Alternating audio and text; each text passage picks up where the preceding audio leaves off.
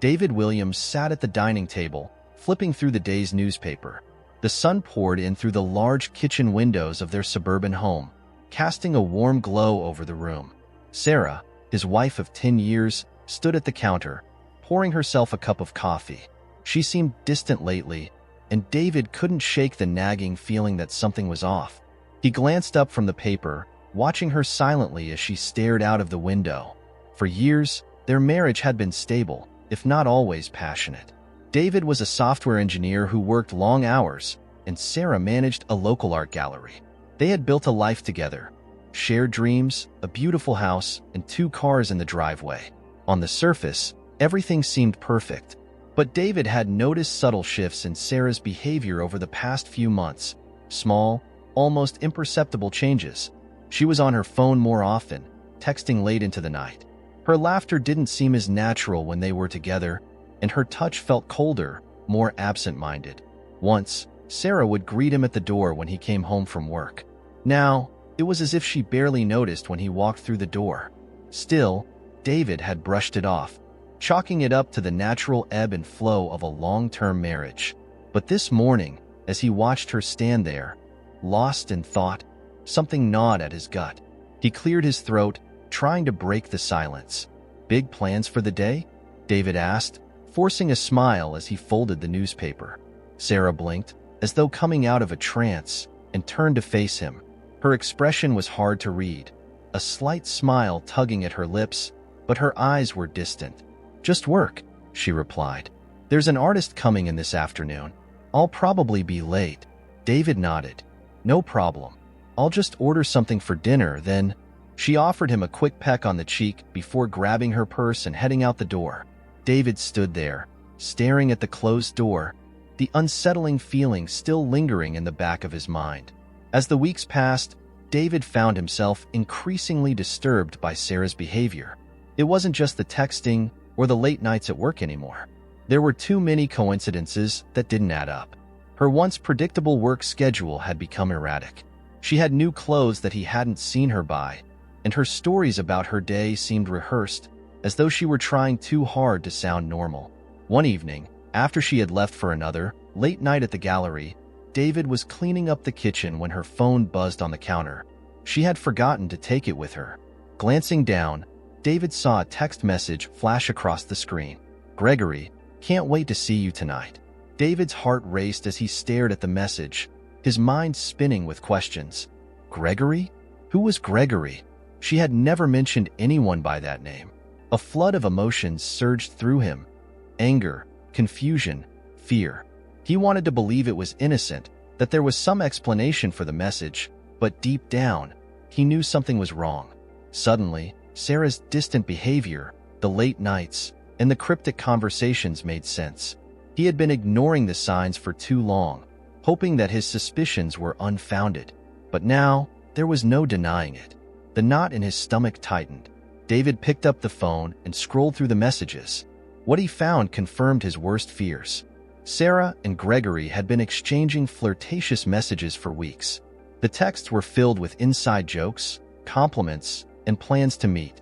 He even found photos, casual but intimate enough to make his blood boil. His heart pounded in his chest as he put the phone down, his hands shaking. He couldn't think clearly. All he knew was that his wife was betraying him, and he needed to figure out what to do next. David couldn't sleep that night. After reading the messages on Sarah's phone, the reality of the situation hit him like a freight train. His mind raced with scenarios, questions, and a burning anger that simmered just beneath the surface. He lay in bed, staring at the ceiling, while Sarah slept soundly beside him, blissfully unaware that her secret was no longer safe. The next day at work, David found it nearly impossible to focus. Every email, every call, and every meeting felt like background noise as his mind replayed the texts and photos over and over again. He knew he needed more than just the text to confront her. He needed undeniable proof, something Sarah couldn't weasel out of. After all, she might try to twist it, claim that it was harmless flirtation, that nothing physical had happened. David wanted to ensure that when the time came, there would be no room for doubt. That evening, David made a decision. He would hire a private investigator to track Sarah. It felt like an extreme measure, but he had to know the full truth. He needed to see what she was doing when she said she was working late, who she was meeting, and how far this betrayal had gone. 2 days later, David sat in a small, nondescript office in downtown. The investigator, Mark Harris, was a seasoned professional. He had seen his fair share of cheating spouses, and from the way David described Sarah's recent behavior, Mark was certain this was another case of infidelity. David felt a sick satisfaction in knowing he wasn't crazy, that the signs he had been noticing were real and not just a product of his paranoia. Mark assured David that he would be discreet, and within a week, they would have answers. The waiting was excruciating. Every time Sarah left the house, David's heart would pound, wondering if this was the moment she would meet Gregory. He spent his evenings pacing the living room, pretending to watch TV or work on his laptop, all while waiting for updates from Mark. 5 days later, David received the call. "David, it's Mark. You were right." Mark's voice was calm but firm. "Sarah's been meeting with a man named Gregory. We have photos of them together at a hotel downtown. From what we've gathered, they've been seeing each other for at least 2 months." David's throat tightened as he listened to the investigator detail the evidence. Hotel receipts, photos of them holding hands, laughing, sharing intimate moments. It was all there, plain as day. Sarah wasn't just flirting with Gregory. She was having a full-blown affair. Mark sent over the evidence in a folder, and David opened it on his computer. As the photos appeared on the screen, a mix of anger and sadness overwhelmed him. There was his wife, smiling and carefree, wrapped in the arms of another man. The betrayal felt like a knife to the gut, and for the first time since this nightmare had begun, David felt tears welling up in his eyes. How could she do this?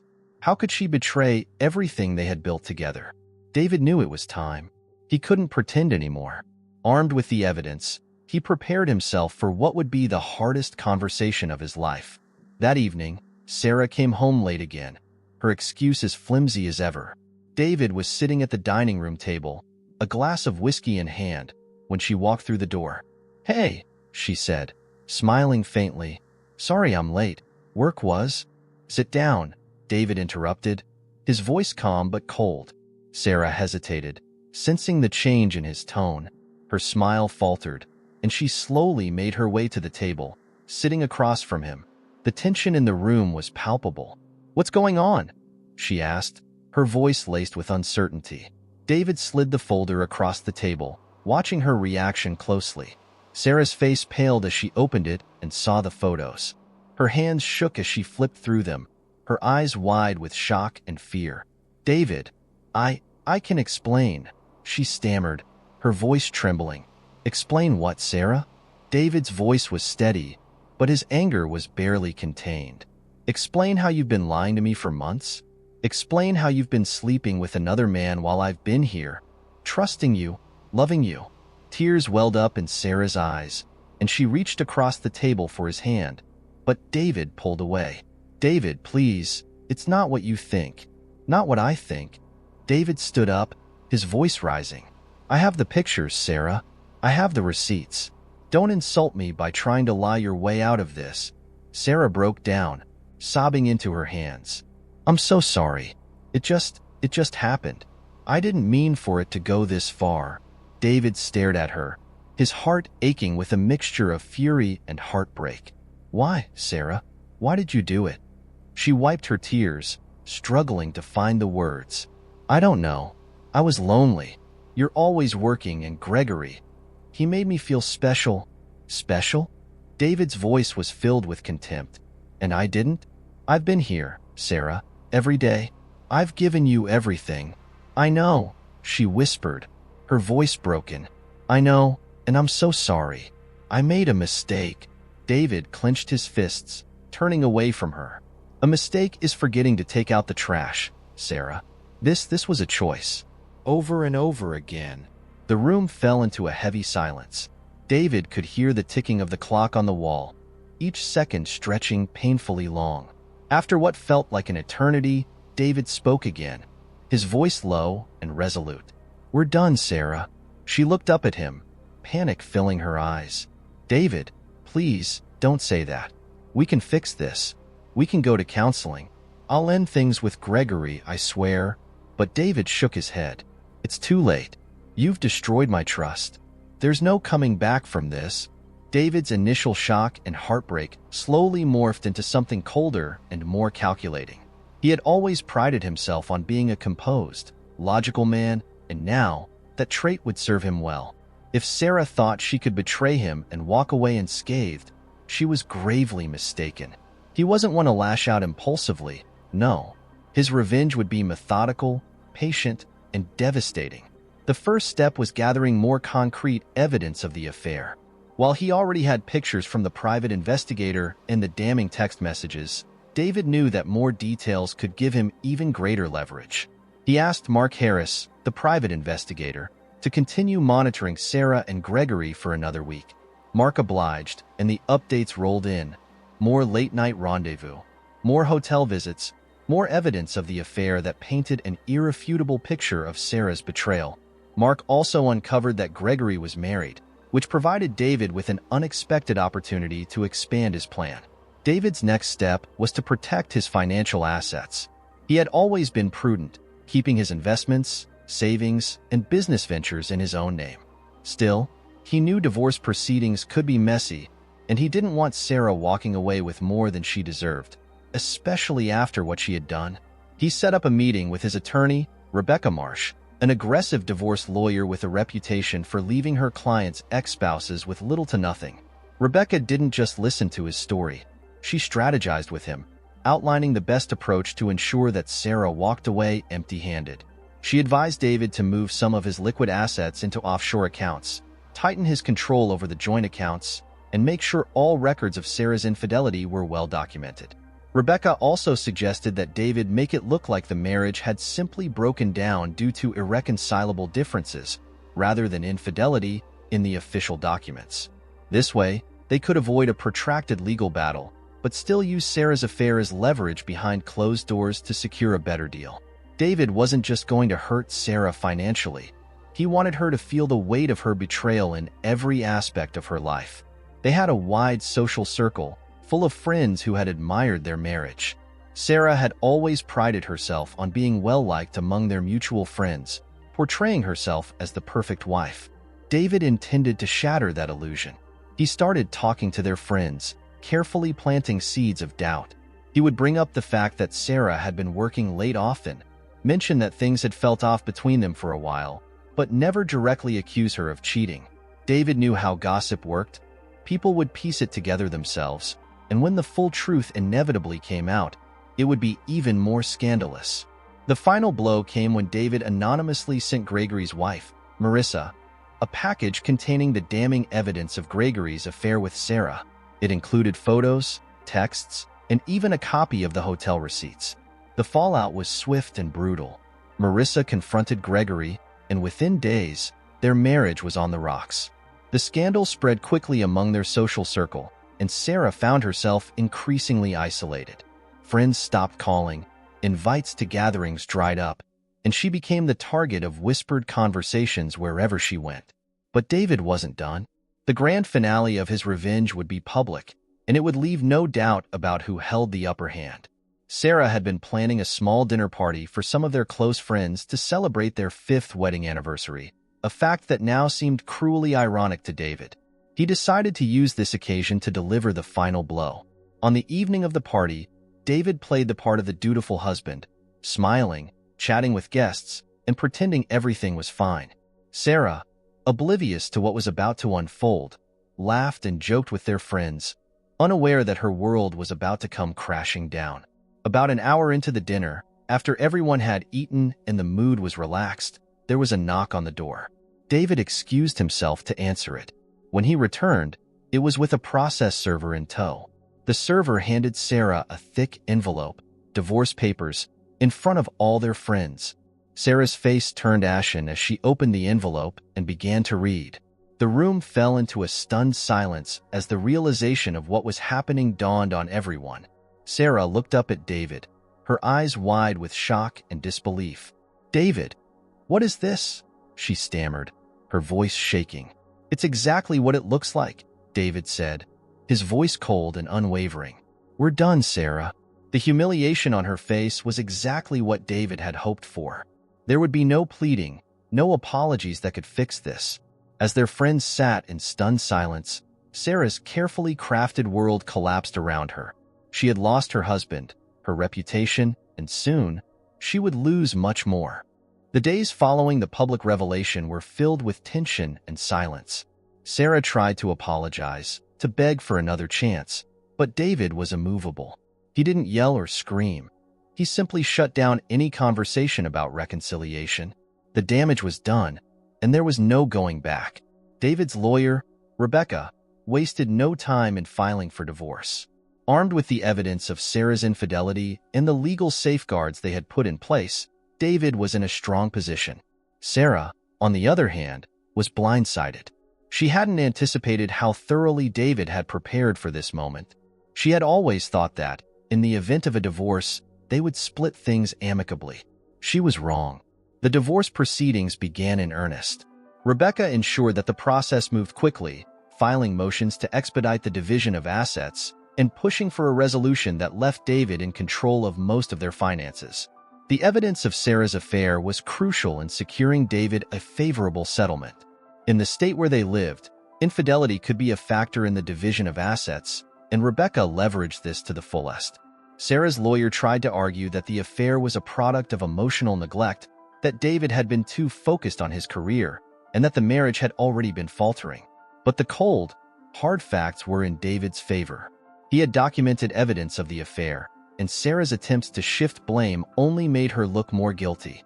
During the negotiations, Rebecca hammered home the point that Sarah had been unfaithful and deceitful, making it clear that David would not be financially responsible for someone who had betrayed him so thoroughly.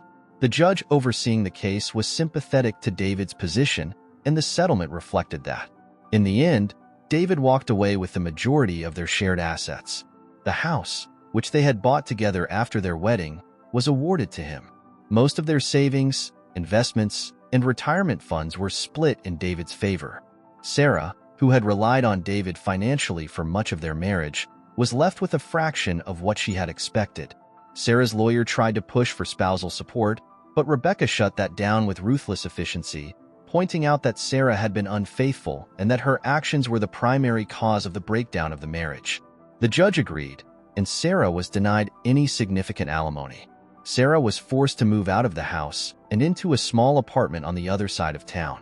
She had no job, no significant savings, and her social reputation was in tatters. The life she had known, the comfort, the security, the respect, was gone. Throughout the divorce process, David maintained his composure, but beneath the surface, he was struggling with the emotional toll. He had loved Sarah once, deeply, and now that love had turned into something bitter and cold. There were moments, late at night, when he would lie awake, thinking about how things could have been different. But those thoughts were fleeting. The betrayal had been too deep, too damaging. Sarah, on the other hand, was devastated. She had never imagined that her affair with Gregory would lead to this. She had thought she could keep the two parts of her life separate, her marriage with David and her fling with Gregory. But now, she had lost everything. Gregory had ended things with her as soon as the scandal broke, leaving her alone to pick up the pieces of her ruined life. When the final divorce papers were signed, David felt a sense of closure. It wasn't joy, but it was a relief. The process had been long and painful, but now it was over. He was free. As he left the courthouse, David looked up at the sky, taking a deep breath.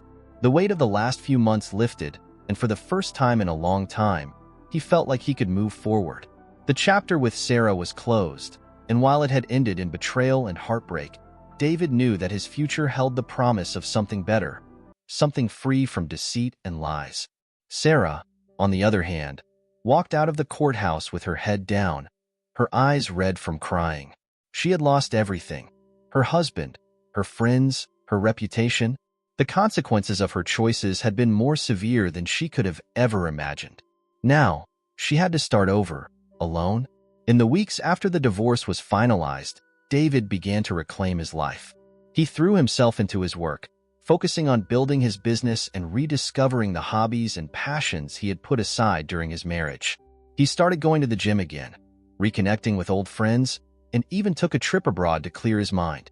He knew that healing would take time, but he also knew that he was stronger for having gone through this ordeal.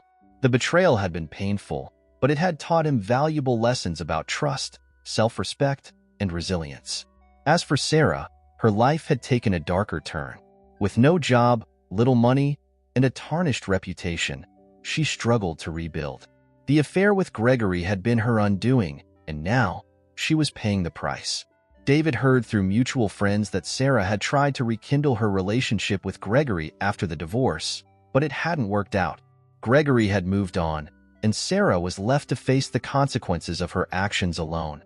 David didn't revel in her misery, but there was a sense of justice in knowing that she had been held accountable for her betrayal. He had rebuilt his life, stronger and wiser, while Sarah was left to pick up the pieces of hers.